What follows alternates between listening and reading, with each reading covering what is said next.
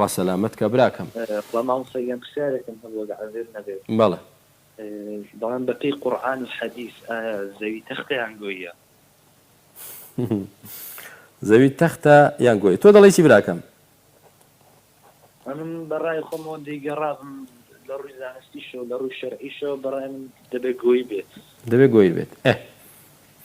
بەڵێ برا شیرنەکەم ئەمە جەدەل و وتوێژ و مناقەشەیەکی زۆر گەورەی لەسەرە چڕ و پڕ و سەخت لە قەدیمەوە تا ئێستاش.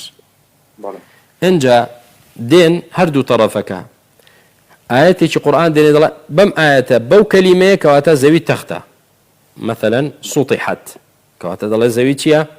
تەختە. ئەوی تر دەڵێ کوویڕەت کەواتە لەف و لولدرا و خڕە تێگەیشتی. فەمشو فی مەناکیبیها کەواتە مەناکیب ینی بەرزایەکان کەواتە خڕە زەوی. المهم برای بەڕێزم قورئان کتابی جوغرافیا نییە، بۆ ئەوە نەهاتووە جوغرافیامان فێرکە فلان وڵات لەوەیە فلان شارە لەوەیە مەناخەکەی ئاوایە ئاوهەواکەی ئاوایە زەویەکە چوارگۆشەیە یا خڕە یا تەختە.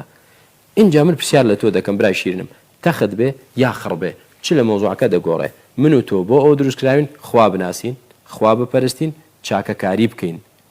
کێشەی ئێمە ئێستا ئەوە نییە زەوی خڕ بێ یا تەخت بێ.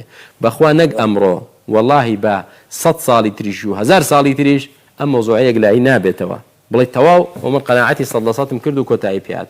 خۆتی پێوە مەشغوڵ مەکە چکە ئەوە ناهێنێ برای بەڕێزم. پیاوێک هاتە لای پێغەمبەر عەلەیهی سڵاو وسەلام فەرمی یا ڕەسوول الله متى الساعة؟ ئەرێ کەی ڕۆژی دواییە؟ پێغەمبەر عەلەیهی سڵاو وسەلام فەرمی وما أعددت لها؟ چیت بۆ ئامادە کردووە؟ ئەوە گرنگە. چیت بۆ قیامەت ئامادە کردووە؟ نەک کەی قیامەت دێ، ئەوە کەی مشکلەی من و تۆ یەکەی دێ، چوزانین کەی دێ، خوای گەورە دەزانێ. بەڵام چیمان بۆ ئامادە کردووە؟ جا زەوی تەخت بێ یا خڕ بێ تۆ چی لەسەر دەکەی؟ چۆن لەسەر ئەم زەویە دەژیت؟ ئەوە گرنگە.